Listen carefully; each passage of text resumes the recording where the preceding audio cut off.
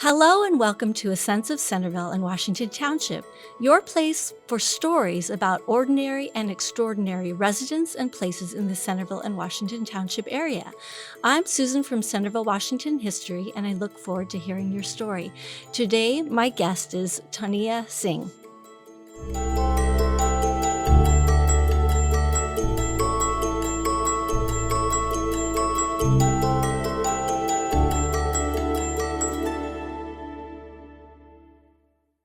Toniya Singh was born in India and immigrated from Bombay before settling in Ohio. Toniya is a public speaker, consultant, trainer, coach for schools and Fortune 500 companies. In her public speaking, she often shares the perspective of immigrants. She is a certified master and professional coach and has an MBA from Antioch University. She is fluent in 5 languages. Welcome.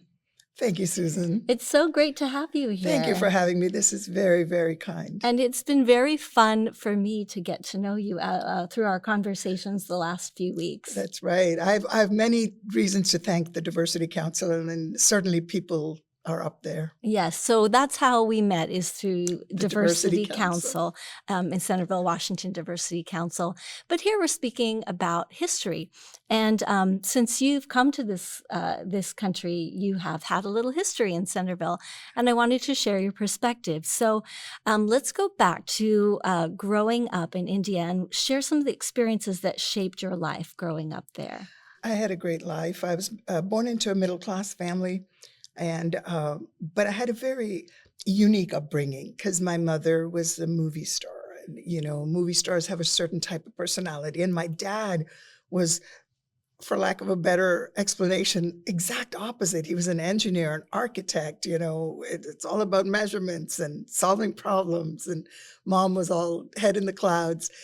So it was a good perspective. It was unusual. But now when I look back, because my friends at school always had the normal husband and wife arranged marriage kind of parents, and my parents' story was nothing like that. And so at the time, I would find myself kind of, I don't want to talk about this. Now I could speak it from the rooftops because it's so unique. Mm-hmm. But I was born in the 60s. I was an accidental pregnancy. So, but my dad always said, I wanted a daughter. Mom would always have boys. And so when I was born, they were much older, my parents. And so I've never seen them with dark hair, for example, always salt and pepper and then just gray. Mm-hmm. And that kind of was another thing that was not common between me and my classmates.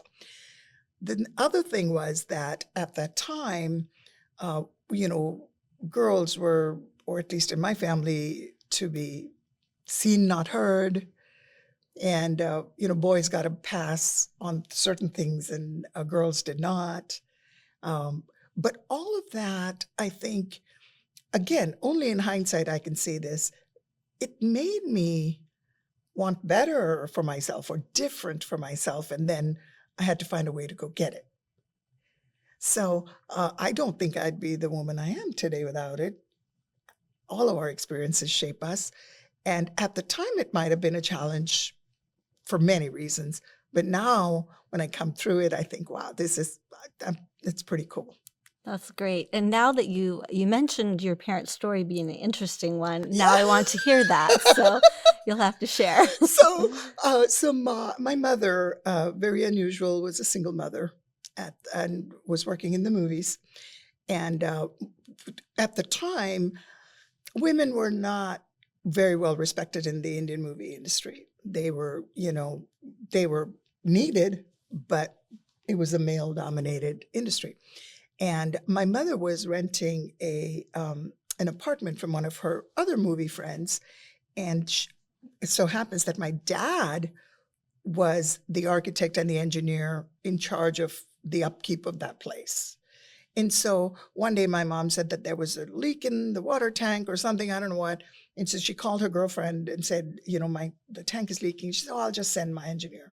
The way mom explains it and the way dad explains it, you'd think they're telling you 2 different stories, but that tells you how different their personalities are. So mom says, It's the middle of the afternoon. Everybody knows nobody calls me in the middle of the afternoon. And the bell rings and I'm so mad. And I just wear something on top of my pajamas and I open the door and I look through the peephole and I see this mousy looking man standing in front. And I don't know why he's here. And I'm so upset. And she was having lunch with her girlfriends in the house. And she said, I went to one of my girlfriends and said, give me your cigarette. And so she took a cigarette and she opened the door and said, she said, I wanted to show him that I'm a badass, you know. And mind you, this is 1950s India. This is unprecedented. Mm-hmm. And so she says, I flicked the cigarette like this so that the ash would fall so he would know I do this all the time. And I said, what do you want? So that's her story. Uh-huh. And then my dad says, well, I just went there and she opened the door and then I don't know what happened. So he was completely overwhelmed. Oh, he was. And she was, if you see photographs of her at the time, she was just stunning, very, very pretty. And that was 1953. Mm-hmm. And she was still working in the movies. And then they started dating. They started living together. Again, unheard of. They were from they were different castes. My mom was born in a Christian household. My dad is a Sikh. And so there was all this chatter in the community. And he was an eligible bachelor, like women were lined up for him for the pick, you know, he could pick his preference, but he was stuck on her. Mm-hmm. And so it was a great deal of angst between his parents and himself. His mother said, you've left us no honor in the community. You know, you bring shame to our family name because she's an actress, she's a divorcee, and one kid, what are you doing? And he was like, sorry, gave my word. I love her, you know. So for 4 years, they lived together and they were married in 1957. Wow. Yeah. And I never talked about this in school because I was like, why didn't they have an arranged marriage? I think it's interesting. Yeah. So it was something that was shameful at the time. Oh, very. Yeah. Very. And scandalous. Mm-hmm. And I'm really, really surprised because my dad was a very quiet man. Mm-hmm. Again, very problem solver. But for him to stand up like that, it even now boggles my mind because he didn't seem that way. He didn't seem like a very aggressive man. Mm-hmm. He was, in fact, the exact opposite. Mm-hmm. But for him to say, sorry, Mom. In fact, he told me this once. He said his mom said, so what if you've given your word? You know, I mean, you need to kind of look at this more objectively. And he said, Mom, then you shouldn't have given me good values. So at some point you got to trust your kids, I guess. Well, good for him. I know, good for him. I'm here, aren't I? Yeah, and I can see, you know, you also, you know, made your own choices, and indeed, when you had opportunities to. Indeed. All right, so let's talk about coming to United States, and I don't know if this fits here, but ending up in Centerville, Ohio. Okay, so I came to the United States. Due to marriage. People don't truly leave feathered nests easily, but I got married, and at the time my husband was a student, and so we had applied for what's known as a dependent of a student, mm-hmm. and it was a special kind of visa. I want to say it was the F2. I can't remember now. I think it was, and then. What that does is it allows you to stay in the country for an extended period of time without having to go back and forth. But you don't get a lot of other rights. You don't have the right to work or study. So we had that, and then that went on for about 2 years. We were poor because he was a student. I couldn't work. And I came from affluence by comparison, but I was happy to discover how to live within my means. And I think that still serves me today. Mm-hmm. And so So you were pretty young. Very young. I was 20, I want to say 27. When you came? When I came. Now, prior to that, we had visited. My mom's family was in Canada, so we had seen North America before, but only as a tourist. And tourists find a more glamorous look when you come as a resident, it's a different ball game compared to when you're a tourist or visiting. So then from there, he got his first job. He did his PhD, and his chairperson was so sweet. The Dr. Friel, I'll never forget it. My husband comes back from defending his PhD, and he gives me a gift. And I said, "Oh, that's so sweet. Thank you so much." He said, "No, this is from Dr. Friel." And so I opened it, and it was a gold pen, and it had the inscription, "Congratulations on your PhD," as in Tom.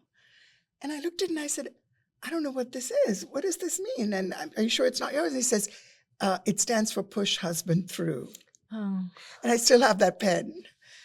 So it was I met just the loveliest people. This was in Texas. Mm-hmm.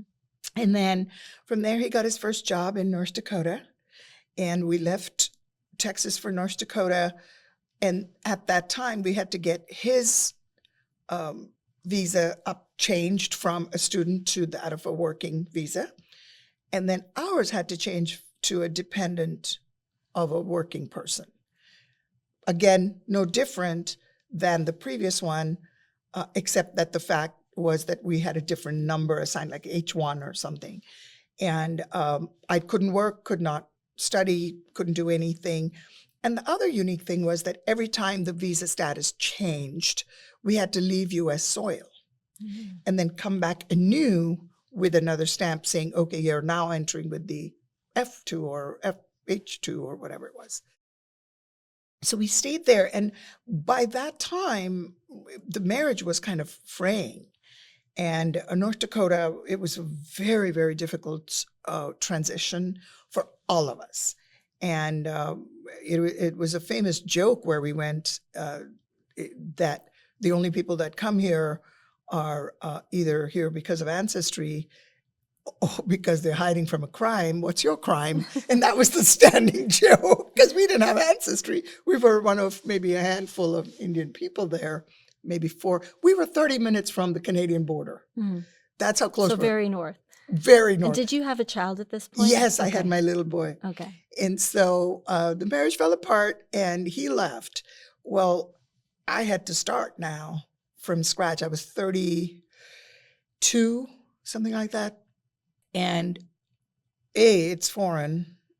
B, it's a very small town with very little community.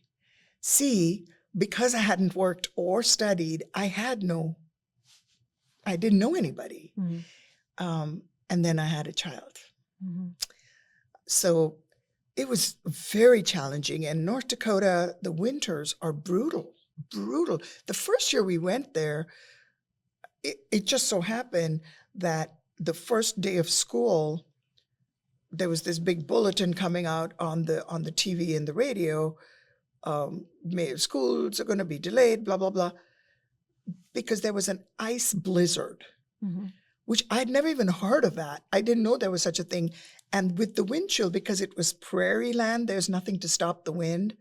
It was like minus 65. And I thought, I think I heard wrong.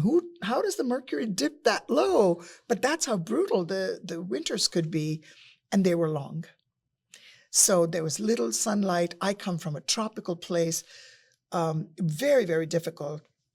And in Minot, because I was starting from scratch, without any references, no connections, I started with selling Mary Kay through a friend who had invited me for one of her parties. And I'm not a businesswoman from any angle. And I was struggling when in one of the parties that I was doing for one of my friends, Mary Kay friends, there was a lady from JCPenney who was working at JCPenney. And I was talking to her afterwards and come to know that they were looking for a salesperson. And she said, when you come, I'll put my name down as a reference and you would be ahead of others. So I started there, retail. And again, making very little money. My son is growing by this time, and he's taken the divorce very, very hard. We had to get a divorce. It was it was very unpleasant, very difficult, and it took a toll physically along with mentally on me. They thought my thyroid had gone berserk, but it was depression and anxiety. So then I had also, because I wasn't making enough money, I had put my name down at the job services there.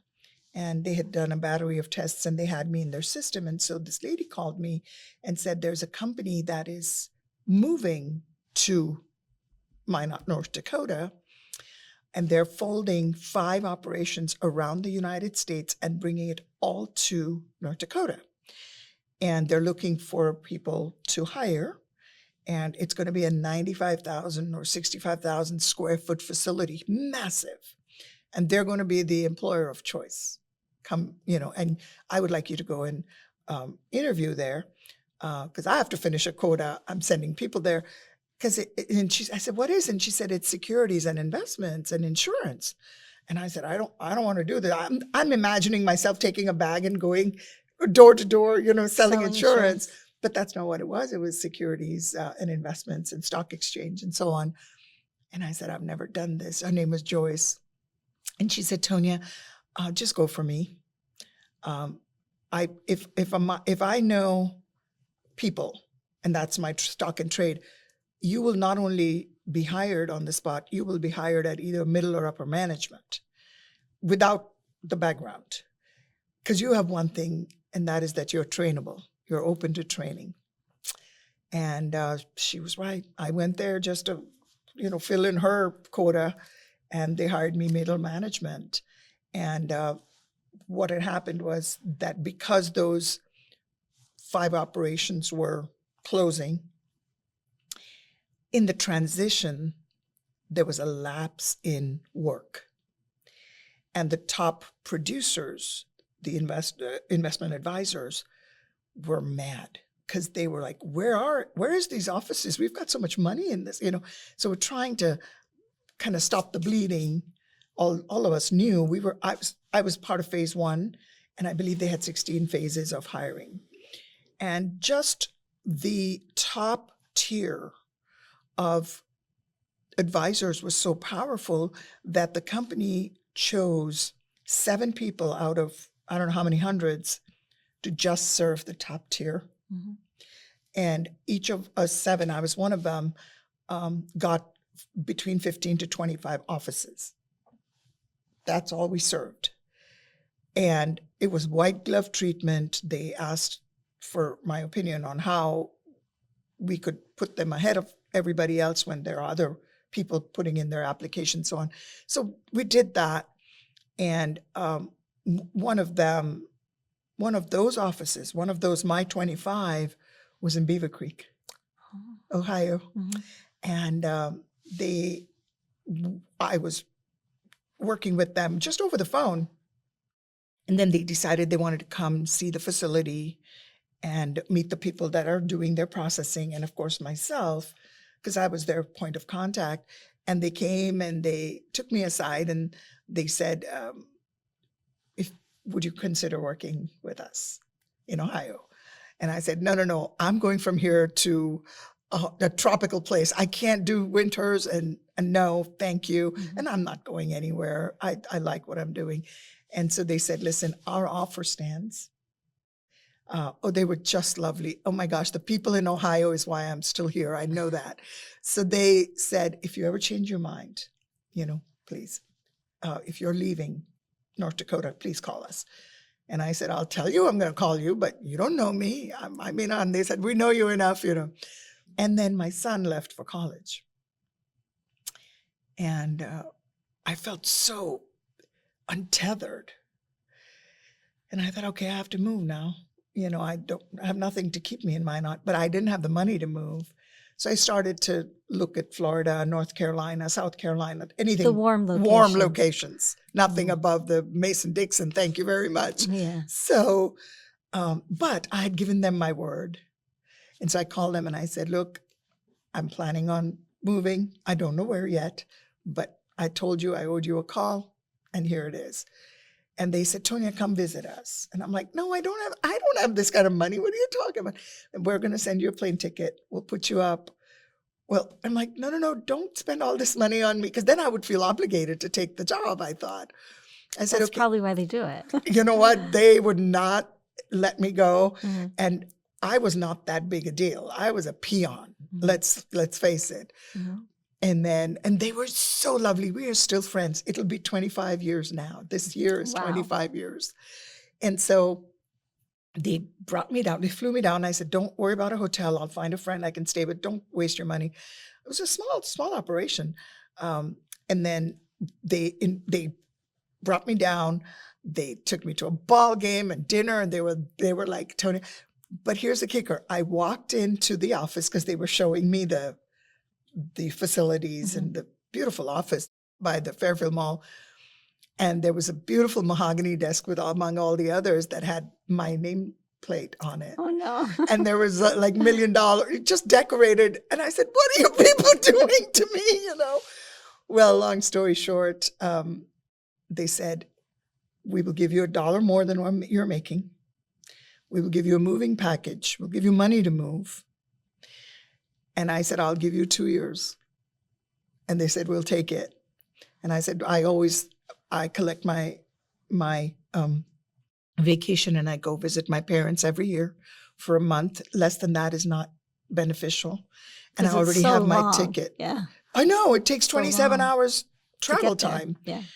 And so I said, I have a month. I've already got my ticket. They said, we'll let you go and we'll pay you. You just have to just come. And I'm so glad I came. Mhm. I'm so glad I'm telling you, my U-Haul pulled into my apartment. They found the apartment, everything. I paid my deposit. My U-Haul pulled in, and the entire office was there to help me put my boxes down. And they were just so lovely. They still are, and we are still the best of friends. And I will forever be grateful that I met them. And then that operation, I had to leave, went to other operations. And again, it's 25 years and I don't want to leave. And by far, it is because of the people. So your son had already left. Is he local though? He is now. Okay. He is now. He finished his, I think he did 1 year of college there. He came here, because I told him, I said, just come. My home is not a home without him. Mhm. So even though he's now married, he's got his own children, he's got his own home, which is larger than mine. There's a room in my house that is his room. I always call it his room. Mhm. And so he came down. He worked he was a manager at the movie theater down by the Fairfield Mall. Mhm. And so we would meet at lunch sometimes because I worked there. And then he's now an investment advisor himself. And often I will ask him a question and he'll say, Mom, you did this before me. But he's the investment He's advisor. the one who knows. Yep. Uh-huh. Well, that's what brought you around here.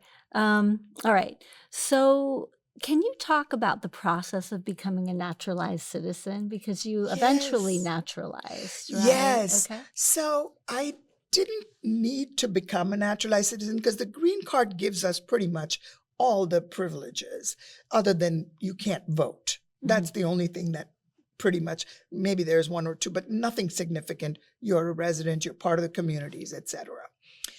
But I had a friend who was an attorney who said, Toniya, you need to get your citizenship. And I was like, no, why? And he said, I don't know. I just think you should. Especially because you have a young man who is from India. And he said, why even bring up a question? What do you care? You're from India, you can go, which at the time I didn't know that India did not allow dual citizenship. Mhm. And so I said, okay, I don't know what I have to qualify, but you don't have to qualify. You have to be a resident for at least 5 years, having paid taxes, which I was past that a long time ago. I thought, okay, I'll do that. And I was not rich. I was still, so I couldn't get an attorney. I had to learn how to do the process myself. And it was involved more than I could imagine. I mean, my folders, one for me and one for my son, are about yay big. They're the 3-inch binders, and they're full. And the reason is because I always kept a copy of the supporting documents, and every page of the supporting document, as well as the application, etc., had to have our case number on it in case this papers got separated. And I kept writing and writing. I'm like, I'm going to be here all my life. So I made stickers, labels, little labels with those. And I would just keep pasting these labels on them. And then once that process was done, they do fingerprinting, health records, and rightfully so. I know that if I was on the receiving end of an immigrant, I think it would be nice to know that they're healthy, they're, who they say they are, they're good people. And I was not upset about it. It just took a long time. And when it takes that long, you're pretty much in limbo because you don't know one way or the other. You can't go and say, so where am I now in my, that's not what you do. You just wait till you hear from them. And I learned a great deal on how to do it. So if today somebody were to say, can you help me?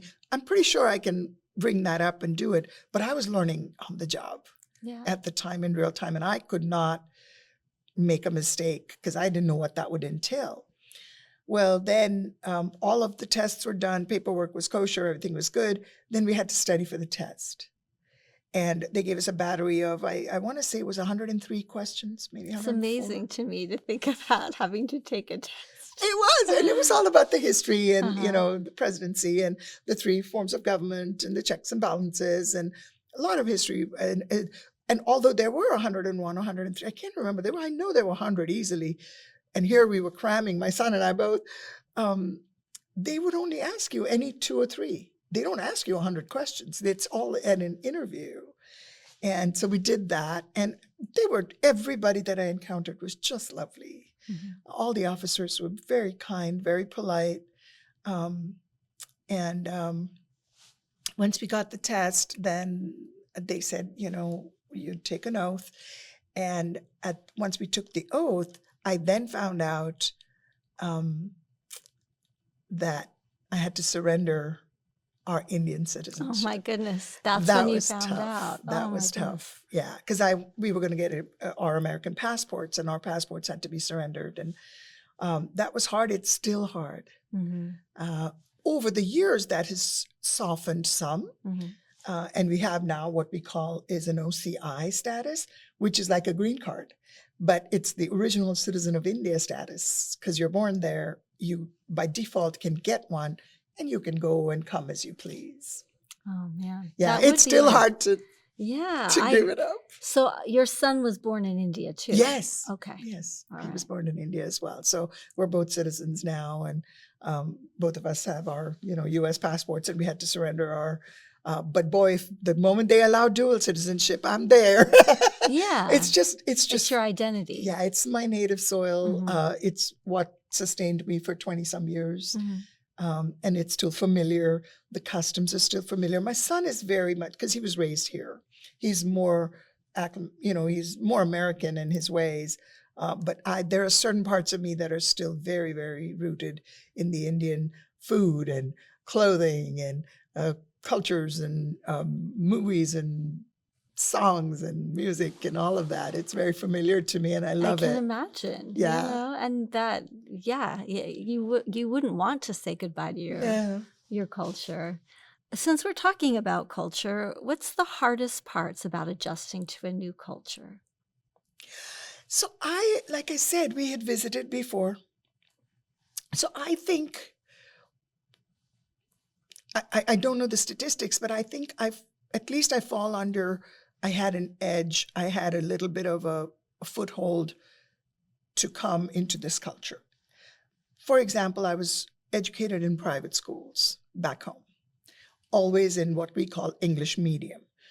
Medium meaning the language that is taught in and used is English or Hindi or whatever. So I was in English medium, private schooling based on the British school system, which was very expensive. I remember my mom and dad talking about budget, and there were other schools that were more affordable that were not private. And my mom was like, yeah, no, my kids I don't care what we eat. Both my kids are going to do private education, private colleges, the best schools and colleges. So I had English as a good command on the language. Number 2, we had, like I said, we had visited here before. So we were exposed to the food and the clothes. And I also come from the city, which is on the Western Hemisphere, Western coast of India, Bollywood. So it's very Westernized in its way. It always was. We wore jeans, we wore pants, you know. So I had that edge. What I didn't have personally now was how to cut coupons to save money. How to purchase certain things at certain times of the year so I could get a better deal, or how to write checks. Very different from the way we write checks there. The dates, like March 9th, the way we write it in India is actually September the 3rd here, Yeah, you know. it's the reversing. Yeah. So metric versus imperial, Mhm. that was difficult. Driving, oh my gosh, I was paranoid. I had to go to driving school. I drove in India everywhere. And they say, if you can drive in Bombay, you can drive anywhere. Yeah, no. I had to go back because it was turned around for me so I wouldn't walk into traffic or, you know, drive into traffic. The left turns are very difficult for me to kind of get used to. So when you go back and forth to India now, can you drive both places? I did or you for have to- years and years. I Mhm. drove. I wouldn't want to anymore. 2 reasons. One, over the years when I went, and I went for 22 years every single year, Mhm. I was still used to it. It was an 11-month, 9-month, you know, difference. And I was back and I was back. And Mhm. now it's been years. And the traffic has increased a lot from what I see and what I hear, so much so that they're trying to now build above. They're building what we call flyovers, or what we call overpasses Yeah, here, yeah, yeah. which was not the case. We had a lot of room to drive and maneuver, and that's not the case. So I don't think I would want to drive. And then I believe parking has become a big problem too. Never had happened when I was going all those years. So it's easier just to To taxi or Yes, I walk a lot because it's Mhm. warm Mhm. and it's familiar. But I haven't been there since 2000. Really? Yeah, mom and dad have passed. And so after they're gone, it's a strange feeling. It almost feels like, I was telling somebody just the other day that it feels like I'm in a room with 4 walls but no roof. Mhm. And for them, I went every year. I'd never seen this country. In all the years that I lived here, I've only started seeing parts of the United States now in the last maybe 3 or 4 years. Mhm. Because every time I had any vacation, I would pull it together, sick days, this, that, and the other. So And you then, could go so I see could to go see India. them. So Yeah. it was either here working or there with them, you know, working in the house or something. But that's what I did for better part of my youth. Yeah, it's true. Like if your family doesn't live nearby, you spend your vacation going to visit family, Yes, which is yes. great. I mean, those It was are when you- lovely. And now Yeah. even more so. At the time, it was great. Now it's a gift that I honestly wouldn't trade for anything. I don't have any regrets. My son used to come with me when it was possible. So he came for the better part of the first part of those years. And then when he became, you know, college and job, then he started to go on a different schedule. I would do it again in a heartbeat. I never regretted that I never saw the United States. I don't know Mhm. what it is to go to Alaska, blah, blah. You It was still have worth it. time. Yes, true. If you true, want to. I mean, true, you of can course. spend your time Such a doing- beautiful. This country is so beautiful and so diverse in its beauty. Uh-huh. But I was able to go to Maine with my cousin, which was just beautiful. And I still would like to go to Alaska. And of course, I've seen Florida and North Carolina, just gorgeous. And the people are so nice. So, do you have family that moved here as well? Like No, so they're- my only Okay. family my only family is my son. Okay. Yeah, it was a very, very, boy, I tell you, no crutches. I had no back support for years. But having said that, if I were to discount family for a moment, friends are the family you choose. I was very lucky. I would not be anywhere without the people. Here's an example. Somebody just moved into, a new neighbor moved in. And the first day we met, she said, I feel like I know you from another life. Mhm. And she is, she says, you're like my sister. And she even offered, she said, if you don't have anybody to put down as a next of kin in a hospital, put my name down. Mm-hmm. And I cannot tell you, as a person who's left everything familiar and adopted a country, what that means to hear. I may never do it because I have my son, etc. But to hear that to somebody, for somebody to offer that and be willing to take that responsibility is huge for me. Huge. Yeah, I remember when my kids were little, because we don't have family locally in Is that Ohio either. right? So for us, it was like, oh, who am I going to put down as the emergency contact? I And, know. it is always tricky. And these are things that only a person like you and I might even have to think about.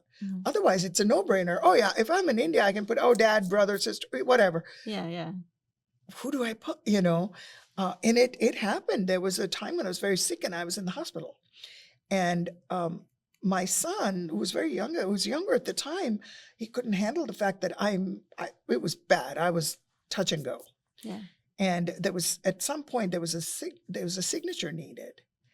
And the doctor said that it would have to be signed by either next of kin or a friend, neighbor, anybody. And I didn't have anybody at the time.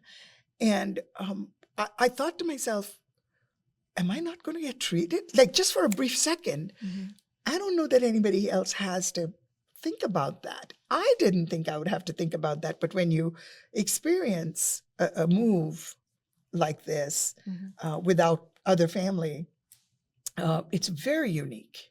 If I had my brother here or my sister here or somebody, I don't think it would even make that much of a difference, right? I could say, they're in New York, but here's their name. Call them if I die. What do I do here? So it's really, but man, I'm telling you, a friend showed up and said, I will take care of you. And she wasn't even my friend. It was her mother who was my friend. I'm telling you, you people have left me no choice but to be in Ohio. And That's a great thing. All right. So the next question I think it would be good to talk about is how the early challenges you faced help you to become the person you are today. So the challenges were costly in more ways than I can keep count. They were very costly. That said, because the stakes were always so high, and I'm by nature a person who prefers to cure the disease, not the symptom. Because the stakes were high, I had to find a solution to that, not just mask it. The difficult part was I was learning on the job. Give you an example. I had to raise a son in his teenage years. I've never been a boy. There was no male figure. There was no father, no grandfather, no brother. Who would I turn to? Somebody who I can trust. I don't know how to do this. So I took myself to parenting classes. And again, this is very different from the culture I come from. I asked my dad once, I said, if you had a chance, would you go? And he said, God, no. And I said, what? Free classes? I mean, to improve? And he said, yeah, but you ask strangers how to raise your own children? Again, that's the cultural mindset, right? But I had to overcome that. So I took myself to parenting classes.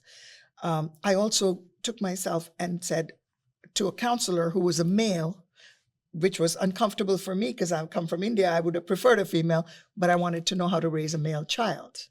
So I put myself in the chair and said, what do I do? What do I do? And the reason I bring these up is because at the time it was to solve that problem. But over the years, it has helped me shape so many of my sessions as a coach or a trainer. When somebody comes to me and says, I have a teenager who's going to college, how do I help them transition? Now, I can't give them counseling because I'm not a counselor, but I can tell them what I went through and what I learned, and they can either take it or leave it. So in the bigger scheme of things, when I look back, I'm really glad I got those challenges, but I'm gladder still that I survived them because it was very, very close very often. Now, if somebody says, are you glad that happened? Sure, I am, but I wouldn't wish that upon anybody. At least a family member would have been. Now, I will say this, even from a distance, I had a great support system in my father. Not so much monetarily or, of course, monetarily, if I wanted, he would have helped me. My feeling was, I can't go back now because this was my second marriage. Twice divorced. There's no way. There's nothing back there for me that is respectful. And more importantly, I wanted my son to have a spine. I wanted him to have agency, things that I didn't have growing up. And boy, does he have agency now. But I wanted that for him. And if I had to earn that for him through me, I was going to do it. He has always been my greatest motivation. So yeah, it was very, very difficult, but I'm able to do what I'm able to do today. And I'll say it this way. I have a solid spine now, but I built it one vertebrae at a time. Okay, so we're getting to the end of our time. I did want to talk about Centerville and Washington Township and this community. Yeah. Because this is Centerville-Washington History. So tell me a little bit about Centerville and what it means to you and what places are meaningful or whatever you want to talk about. Centerville, when I first came, my apartment was in Bellbrook, and I didn't want to go away from Bellbrook, the community, whatever little community I had, the church and so on. And it looked very different than it looks today. Mm-hmm. And when I was buying a house, I told my realtor, Bellbrook, Bellbrook, Bellbrook. And again, it was not as well built as it is now. And she said, Toniya, you might want to expand to Centerville. I'm like, no, I don't want to go to Centerville. And she says, if you like Bellbrook, you will love Centerville. I'm like, okay, whatever, And then I found this place here, which I really liked, but I didn't know the community. At the time when I came here, it was still not as developed as it is. Sam's Club was still there, and downtown Centerville was there. But the rest of Centerville was still kind of up and coming. Now we have a lot on 725, it's been built up a lot. So when I first came here, it was quieter. But man, the people, because when you live in a certain place, you start to kind of use those services like banks and grocery stores and restaurants. And I always wanted to stay close to home. So I was kind of frequented, and I personally prefer to go to small businesses. So anytime I got a chance to do that, I would go there, but now we know each other. And they're so nice. And they have spoilt me, the people in Centerville. And as by nature, I've always done this since Minot, North Dakota, I always like to volunteer some of my time just as a thank you to the community that makes it home for me. And so I did that in Minot. When I did Mary Kay, I used to give my free samples to the domestic violence shelter. And I did Mary Kay classes for them to show them out. It was very difficult for me in my anxiety and depression and all of that to see women that were either beat up or, gashes, and were trying to hide those with makeup. It was very difficult, but I needed to do that to express my gratitude to whoever was listening, up there. So I volunteer and at the Diversity Council and other various places. And then I met more wonderful people, and they never made me feel like I looked different or I had an accent, or I was always just one of them. And now I can afford to move, but I don't want to. I'll stay in my little hole, please. I love Centerville. I love where I live. My neighbors, the people, and here you are inviting me to this lovely, lovely conversation. I'm truly, truly grateful, very grateful. Well, it's been so nice hearing your story today. I appreciate you sharing the story of what it's like for some people. I mean, everybody's immigration story is very different, but sharing your story and the journey that took you here, I appreciate you sharing that. Thank you for having me. It's so Yeah. nice, and to be able to repeat it from a bird's eye point of view, which is a rare thing. You don't generally have a conversation like this at length. It almost kind of gives me perspective too. Like, my goodness, how fortunate I am, and I'm so glad I stayed back in this country when I did. With all its challenges, it was truly worth it. Appreciate you sharing that. And also, thank you to MVCC for helping to produce this podcast. If you have an interesting story about Centerville or Washington Township, please contact Centerville-Washington History. Please also come visit our museums Tuesday through Friday, 12 o'clock to 4 p.m. Follow us on Facebook or Instagram and watch for upcoming events posted on our website at centerville-washingtonhistory.org. Thank you and goodbye.